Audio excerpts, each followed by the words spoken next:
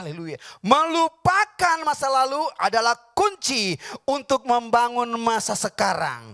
Karena tidak ada masa depan yang lebih baik jika kita tidak memulai dengan masa sekarang. Jadi kalau kita rindu untuk melihat masa depan kita lebih baik lagi, dimulailah dari sekarang. Caranya meninggalkan masa lalu kita. Yang mau katakan amin. Wow, ini keren banget. Maju terus Pak. Baca lagi bersama-sama. 1, 2, 3.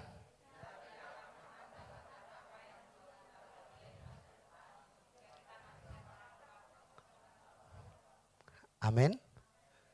Jadi jangan mau terperangkap dengan masa lalu kita. Tinggalkan. Dan katakan, karena pengenalan akan Kristus yang menjadi untung pun, Paulus bilang aku akan melupakannya. Amin. Lupakan semuanya itu, karena itu beban yang akan mengikat, yang akan menjerat kita. Sehingga kita tidak berjalan dengan normal untuk mencapai masa depan yang Tuhan sudah tentukan bagi kita semua. Jadi bagi Bapak Ibu yang punya pengalaman masa lalu yang paling baik, saya boleh melihat tangan-tangannya diangkat. Masa lalu yang bagus. Wow, berarti kita semua perlu belajar ya. Yang masa lalunya tidak bagus. Wow, cuman beberapa berarti yang lain ini nggak tahu masa lalunya kayak apa ini.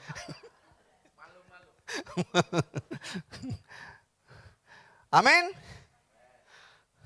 Di dalam Yohanes 4 ada salah satu kisah yang sangat luar biasa tentang perjumpaan Yesus dengan seorang siapa? Perempuan Samaria di mana?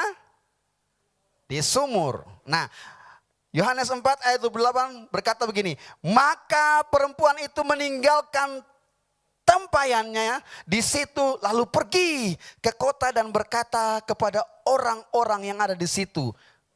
Nah, itu sebuah kisah yang kita sama-sama sudah tahu bahwa perempuan Samaria ini ketika dia berjumpa dengan Yesus di salah satu sumur, Tuhan tahu persis masa lalunya dia seperti apa. Berapa suaminya?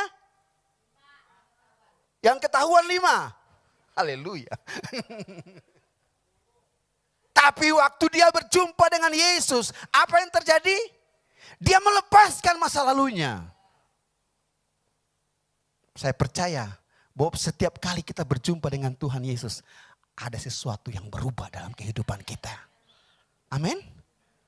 Makanya pastikan setiap saat kita, setiap detik kita, setiap waktu kita terus menciptakan kerinduan untuk berjumpa dengan Tuhan.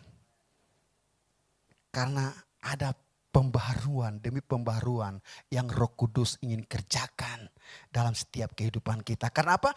Tuhan mau apa yang menjadi keinginan Tuhan bagi kita semuanya akan terlaksana dengan syarat lupakan masa lalu kita. Karena itu menjadi beban. Oke, kita maju seterusnya. Lagi. Ya, saya akan bacakan. Mana ini? Ya, situasi masa lalu kita bisa membuat kita punya banyak alasan untuk sulit melupakannya. Yang mengalami katakan amin. Oh puji Tuhan, di sini nggak ada yang ngalamin. Saya baca ulang lagi. Situasi masa lalu kita bisa membuat kita punya banyak alasan untuk sulit melupakannya. Benar atau betul? Betul itu. Tetapi ingat, Tuhan punya banyak cara dan banyak alasan yang kuat untuk membawa kita melihat masa depan. Yang percaya katakan amin. Yang lebih baik, yang penuh harapan. Itulah harapan yang terindah bagi saudara dan saya. Bahwa Tuhan punya banyak cara, Tuhan punya banyak ide untuk melepaskan kita dari masa lalu kita. Untuk membawa kita kepada masa depan yang lebih baik dan penuh harapan. Amin. Karena itulah tujuan akhir dari semua penggenapan yang Tuhan ingin nyatakan dalam kehidupan Bapak Ibu Saudara dan saya. Maju terus. Saya akan bacakan.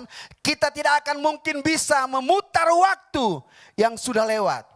Kita tidak akan mungkin bisa mengembalikan sesuatu yang hilang di masa lalu.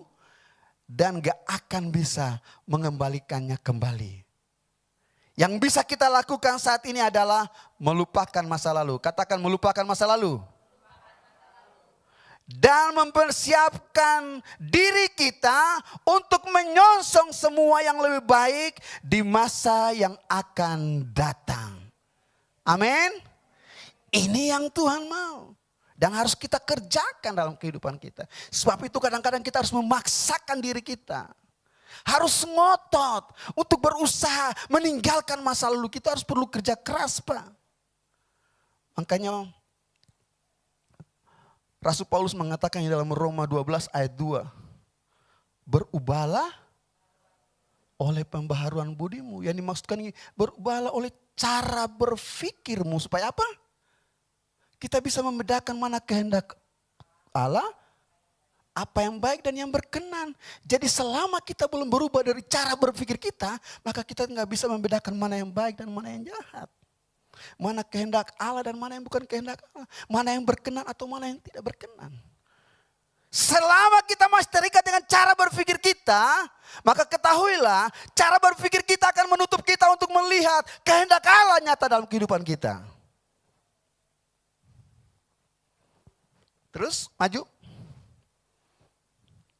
Yesaya 43 ayat 18 sampai dengan ayat yang ke-19.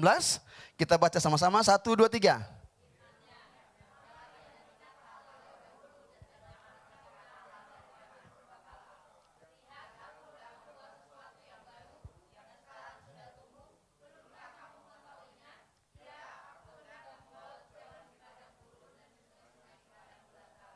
Wow, ini keren banget. Nabi Yesaya dengan tegas mengatakan bahwa firman-Nya jangan ingat-ingat hal-hal yang, karena hal-hal yang dahulu bagi Tuhan gak penting. Tapi bagi kita sangat penting kan? Yang ngalamin katakan amin. Haleluya. Sering. Bagi Tuhan masa lalu gak penting bagi dia. Bagi Tuhan, masa sekarang kita dan masa depan itu yang penting. Sebab itu kita harus mengatur, mengkondisikan masa kita hari ini, besok bahkan sampai selama-lamanya menjadi sebuah masa yang baik, yang berkenan kepada Tuhan. Amin. Oh masih lama, puji Tuhan. Bagaimana caranya kita bisa move on? Yang mau move on katakan amin. Haleluya. Yang pertama, baca bersama-sama 1, 2, 3.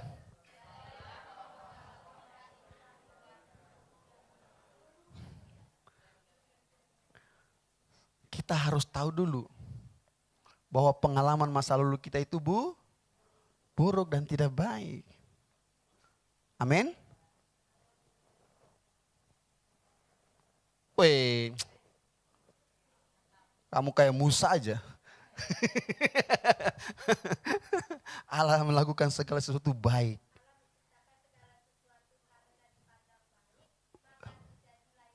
Tepuk tangan buat. Emang luar biasa. Yakobus 4 ayat yang ke-9 berkata, sadarilah kemalanganmu. Ingat masa lalumu. Yang buruk itu adalah sebuah kemalangan bagi kita semua. Sebab itu sadarilah kemalanganmu, berdukacitalah dan ratapilah. Hendaknya tertawamu kamu ganti dengan ratap dan sukacitamu dengan dukacita. Segala sesuatu yang menurut kita untung, Paulus bilang, kuanggap rugi. Sebab itu sadarilah, itu adalah kemalangan semuanya itu. Amin. Berdukacitalah atas semuanya itu. Karena semuanya itu membawa penderitaan bagi kita hari ini. Ratapilah.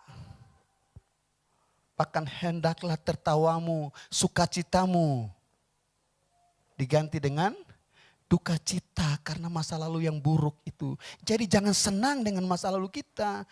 Kita gak perlu bergembira dengan masa lalu kita.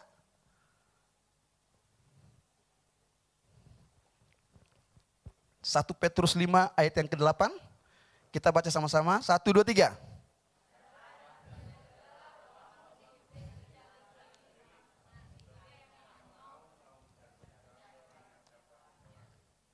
Pak, Bu, kita harus sadar bahwa iblis itu punya 1001 strategi untuk menghancurkan saudara dan saya. Jadi kapanpun, dimanapun, kapan waktunya dia akan menyerang kita untuk mengingatkan kita kembali kepada masa lalu kita. Kadang-kadang iblis itu banyak serangnya kita dari cara berpikir kita. Makanya Paulus dengan tegas mengatakan tadi, berubah dengan cara berpikir kita. Selama kita tidak berubah, maka iblis akan memanfaatkan cara berpikir kita. Karena cara pikiran kita adalah pintu masuk di mana dia akan menghancurkan kita semua. Dengan caranya seperti apa? Mengingat masa lalu kita yang buruk itu. Sebab itu jangan pernah bangga dengan masa lalu kita. Sebab itu selanjutnya tidak ada jalan lain. Dibutuhkan tekad yang kuat, yang bulat, serta usaha dan kerja keras yang sungguh-sungguh untuk menggantikan paradigma kita atau cara berpikir kita yang lama dengan cara berpikir yang baru yang sesuai dengan prinsip firman Tuhan. Makanya yang disampaikan oleh Pak Amos, khatam itu penting.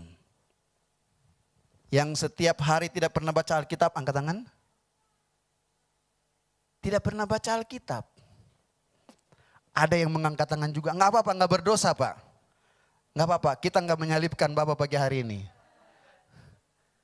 Tapi biarlah firman Tuhan mengingatkan kita pagi hari ini bahwa cara berpikir kita hanya bisa diubahkan oleh firman Tuhan.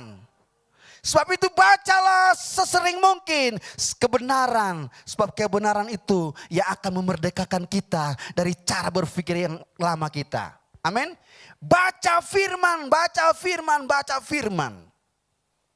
Yang setia baca firman katakan amin. Wow, tepuk tangan untuk kita semua. Ternyata kita semua orang-orang yang suka baca firman Tuhan. Wow, berarti pantas saja. Tidak ada yang belum move on di sini, semuanya sudah move on. Karena apa? Firman Tuhan yang mengubahkan kita kok. Keren banget nih. Oke, kita maju lagi Pak. Poin yang kedua, yang pertama tadi apa? Bagaimana kita bebas dari masa lalu kita. Yang pertama apa? Tadi? Ingatlah. Ini terlalu serius makanya lupa. Ingatlah bahwa masa lalu kita itu buruk dan tidak baik. Yang kedua,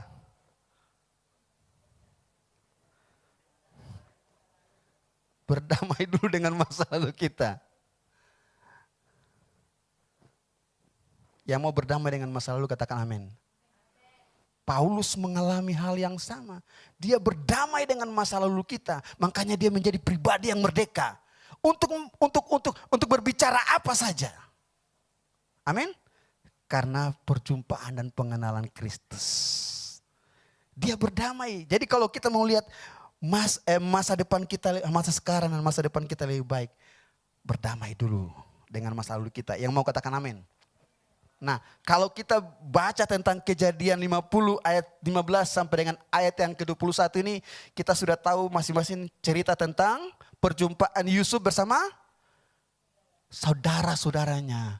Nah, kalau kita baca tentang pengalaman Yusuf, wow, sangat menyakitkan, sangat menyedihkan dan sangat tragis bagi seorang Yusuf untuk melupakan masa lalunya sangat sulit.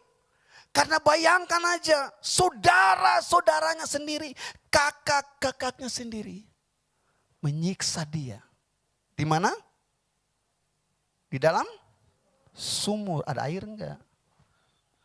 Setelah itu bukan hanya dimasukkan ke dalam sumur. Di mana? Diapain lagi? Dijual. Terus sampai di istana Potifar diapain lagi? Dicurangin. Bagi Yusuf, Dia punya alasan untuk membangun semua opini kebencian terhadap orang-orang yang pernah melakukan kecurangan terhadap dia.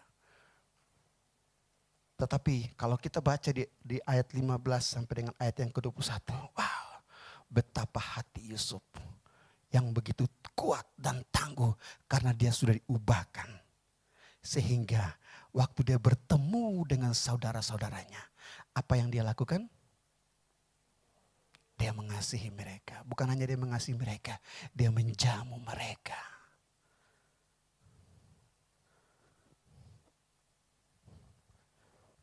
Berapa banyak yang sampai hari ini suka atau senang kalau berjumpa dengan musuh kita? Tuh, angkat tangan. Keren banget itu. Namanya Pak siapa tuh? Pak Albert. Sampai sekarang, siapa yang di antara kita yang paling tidak suka kalau berjumpa dengan musuh kita? Terus yang lain apa dong? Nggak punya musuh, keren.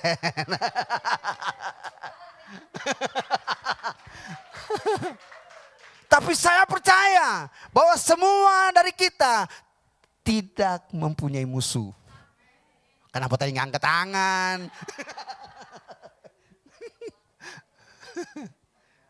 Milikilah hati seperti Yusuf. Lupakan semua orang yang pernah menyakitimu. Baik itu mantan kah? Katakan mantan. Wih, jangan keras terlalu Pak. Apalagi mantan terindah. Oh sulit sekali lupa itu Akang. Sulit banget apalagi lupa mantan terindah. Tapi Yusuf mengambil keputusan untuk melupakan semua kejadian yang terjadi masa lalu. Dia mengampuni. Katakan mengampuni. Saudara-saudaranya. Amin.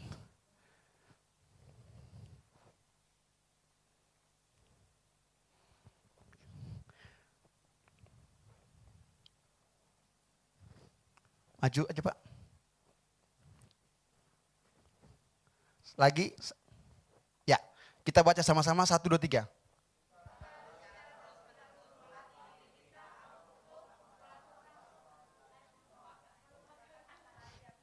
Amin. Jadi kita harus melatih diri kita, harus memaksa diri kita. Kejadian 50 ayat 20 saya bacakan. Memang kamu telah mereka-reka yang jahat terhadap aku. Tetapi Allah telah mereka-reka yang baik untuk kebaikan. Jadi cara pandang Yusuf berubah setelah dia mengalami Tuhan dalam kehidupannya. Dia bilang gini, memang kamu telah mereka-reka yang jahat, tetapi Allah telah mereka-rekanya untuk apa? Kebaikan. Kita harus memiliki cara pandang yang seperti ini. Jadi semua keburukan tidak akan menjadi buruk dalam kehidupan kita jika kita tahu bahwa Tuhan sanggup mengubahkan yang buruk menjadi yang baik. Sudah tentunya kita harus memiliki kapasitas hati yang seperti Yusuf dulu. Belajar untuk berdamai dengan masa lalu kita. Dengan maksud melakukan seperti yang terjadi sekarang ini. Yaitu memelihara hidup satu bangsa yang besar. Keren banget. Jadi semua pengalaman yang dialami oleh Yusuf. Yusuf tahu bahwa Tuhan lagi mempersiapkan Yusuf. Untuk menyelamatkan satu bangsa yang besar. Amin. Sebab itu berdamai dulu. Waktu doa pagi di tempat ini saya sharing bahwa ingat Tuhan mau supaya kita menjadi apa? Tanggung jawab kita adalah mensejahterakan kota ini. Kalau kita masih punya musuh di kota ini, kita nggak mungkin melakukannya. Karena waktu kita melakukannya kita bilang, aduh ada dia di sana, gue nggak mau deh. Menarik diri, berdamai dulu. Dengan diri kita sendiri, maka kita akan berdamai dengan orang lain. Kita maju lebih cepat lagi.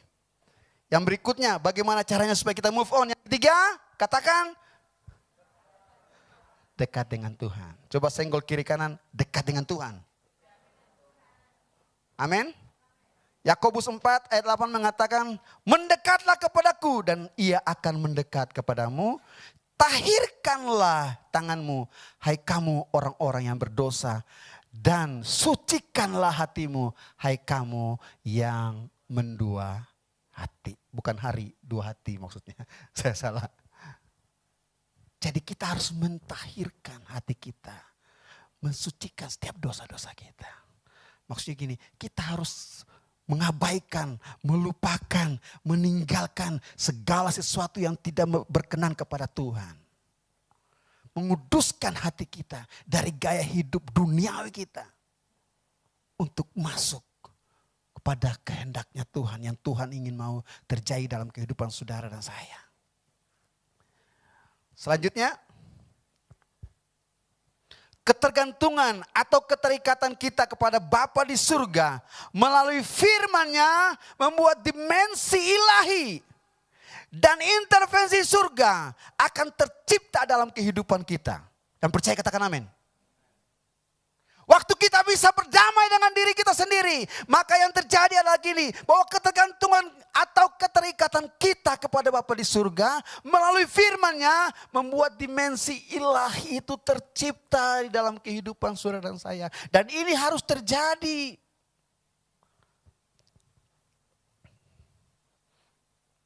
Selanjutnya, lewat aja pembacaan firman-Nya. Waktu kita sadar dan menyatu dengan pekerjaan firman dan rohnya, maka firman dan rohnya itu akan memisahkan dan menggantikan pola pikir kita. Yang percaya katakan amin. Dengan apa? Dengan pola pikir surga. Sehingga kita akan terus memiliki kerinduan yang mendalam untuk terus dekat dengan Tuhan. Yang mau katakan amin. Dimulai dengan cara perubahan dari pola pikir kita. Selanjutnya, kita harus secara terus-menerus melatih diri kita untuk membangun sebuah gaya hidup yang terus bergaul dan semakin dekat dengan Tuhan. Karena hanya Tuhan yang akan memampukan kita untuk bisa melupakan masa lalu kita. Yang keempat, yang terakhir, terus berlomba untuk mencapai garis finish. Yang mau katakan amin. Dalam Filipi 3 ayat 13 sampai 14 mengatakan bahwa saudara-saudara, aku sendiri tidak menganggap bahwa aku telah menangkapnya. Tetapi ini yang kulakukan. Apa? Baca sama-sama 1, 2, 3.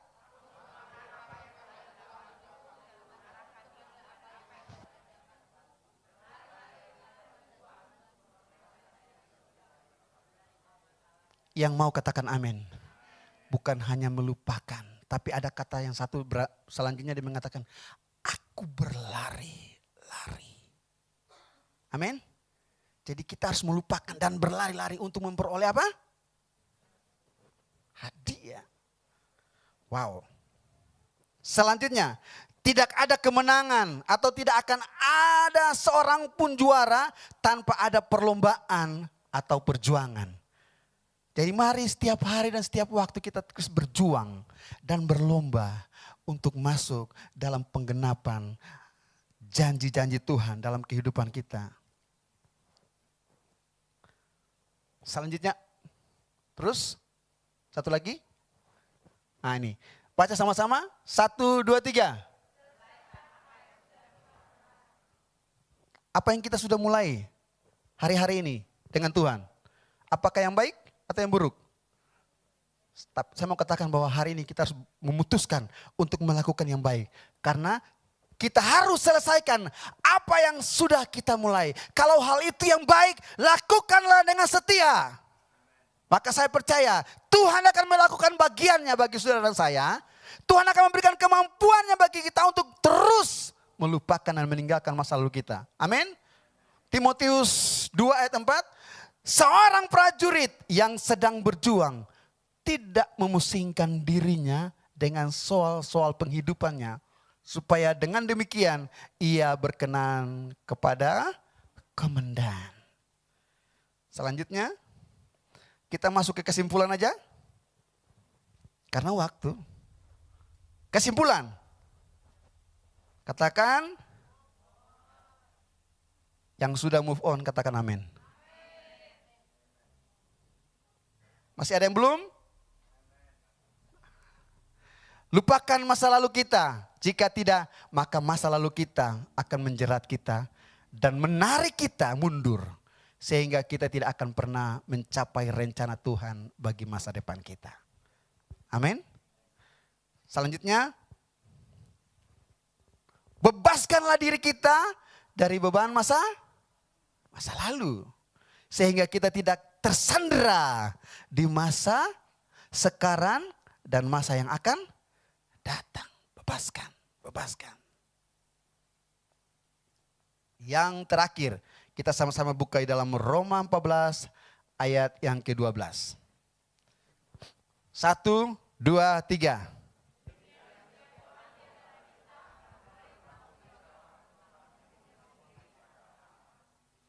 Pada akhirnya dalam sebuah perjalanan kehidupannya nanti, kita akan mempertanggungjawabkan semuanya di hadapan Bapa di surga. Amin. Jadi mulailah sesuatu yang Tuhan sudah mulai dengan saudara dan saya. Sampai kepada garis finish. Di mana Tuhan sudah tentukan bagi saudara dan saya. Maka di sana kita akan melihat kemuliaan demi kemuliaan Tuhan akan nyatakan bagi gereja ini. Kemuliaan demi kemuliaan Tuhan akan nyatakan bagi pekerjaan kita, bagi usaha kita, bahkan rumah tangga kita. Amin. Karena itu adalah kerinduan. Sebab itu mari kita terus berubah dari waktu lepas waktu. Untuk menuju kepada perkenanan Tuhan. Dan doa saya biar perkenanan Tuhan ada di atas setiap kehidupan kita pagi hari ini. Tuhan Yesus memberkati kita semua. Mari kita tundukkan kepala pagi hari ini.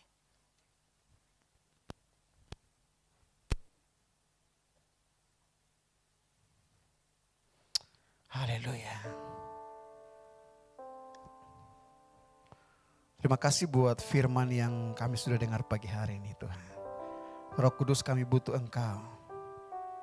Memampukan kami untuk kami terus belajar. Melupakan masa lalu kami. Supaya kami mempersiapkan masa kini kami untuk mencapai masa depan kami yang lebih baik lagi Tuhan. Kami tahu kemampuan kami. Sebab firman-Mu berkata daging lemah tapi roh penurut. Kami mau hidup di dalam roh supaya oleh roh itulah yang akan menghidupkan kami. Dan oleh roh itulah yang akan memampukan setiap kehidupan kami untuk menjadi pemenang-pemenang bahkan lebih dari pemenang. Terima kasih Tuhan, berkati firman-Mu yang sudah disampaikan pagi hari ini. Di dalam nama Tuhan Yesus Kristus kami berdoa dan mengucap syukur. Haleluya. Amin. Tuhan berkati.